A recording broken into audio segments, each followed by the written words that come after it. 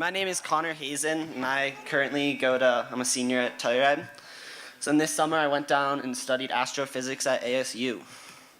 So I worked with Evan Scanapico, who has a PhD in physics from Berkeley. And he has a couple of grad students down there he's mentoring, and he was a great guy. I really loved him. All right, so what I did. So I was working with star formation rates in galaxies. So what we were studying is we'd find the emission lines from atoms, and we'd study the formation rates in these galaxies, and we were trying to figure out why there's such a drastic change in these rates. So the first thing we would do is when you observe data, we would observe it, but then we need to be able to model it. So we had two programs to do that. The first program, which is called Cloudy, and then our second program, which was called Flash. So Cloudy is a more simplistic program. It's good for modeling simple things, but it has less parameters so you can input. So the first thing I did is I graphed two nebular emission lines. So a nebular emission line, it's when an electron is excited in an atom, it jumps shells, and when it jumps shells, it releases a very specific wavelength of light. So what I was graphing is that wavelength of light versus a more constant thing. So you'd get a ratio. So I'm graphing two different ratios, and it followed the observed data pretty closely. It was a little off, but we were fine with that considering our parameters were not exact. All right, so then our next thing I did is I was trying to see if Flash would be able to model the data. So Flash is a program it's really amazing.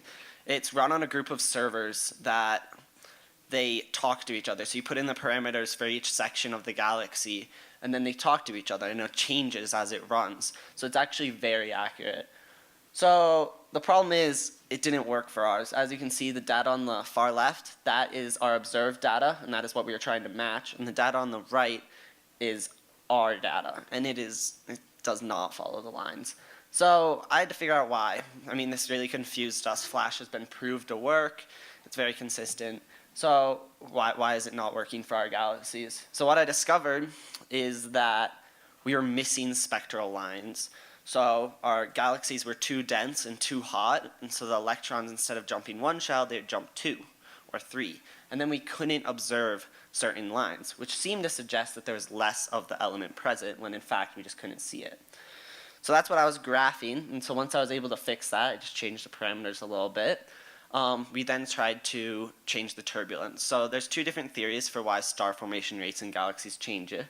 And my professor's theory is that there's turbulence. So galaxies far away from us, which is thereby back in time, that those galaxies were more turbulent. So we'd graph them with many different turbulences, and if the galaxies nearby us matched the graphs with a turbulence of 0, and the galaxies far away matched the high turbulence galaxies, then we were on his way to proving his theory. And so we actually were able to graph that data, and it matched, and he went and presented it in August at a conference. All right, so why I wanted to do Pinhead. I've heard about Pinhead. It's a big program in our town. I've always known about it. I actually did a mentorship with them in the beginning of my 11th grade year. I was studying 3D printing and modeling. And then I've also just talked to seniors who've done Pinterns, and they all had great things to say about it, and I was really excited. So I went to, as I said, Tempe. It was really hot there. It's really, really hot. I showed up on the first day, it was 110. I was like, oh, this is gonna be rough. And then at night, got down to 105. Never really went below that. That's a day I took a picture, it's 112. I think there's some humidity of like 70%. It was really hot compared to Telluride. But I really loved it there. I lived with a host family down there who actually lived really close to the university, so every day I could just walk to my lab. They were actually really great. They showed me around. One of my favorite things is they brought me to the botanical gardens, which was a welcomed escape from the heat. And yeah, overall I really love Tempe. I think it's a great small town, and it's a great community.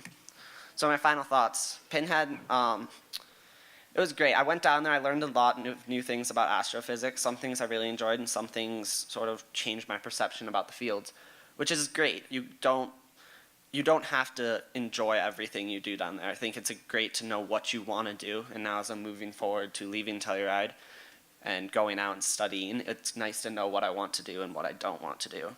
So what I'd recommend to future Pinterns is take every opportunity. You're going down there to study one field, but you can learn so much more I learned about geology, biology.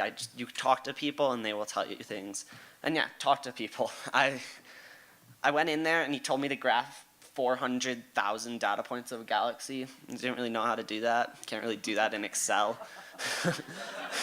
So yeah, so I had to learn how to code in Python, which was pretty interesting. I'd taken a class, but I missed most of it. And yeah, so I taught myself Python, but I still couldn't get it to work. And I asked a grad student, and he fixed it within like 5 minutes. So just ask them. They want to help you. And instead of struggling for a week like me, just ask them and you can get a lot more done.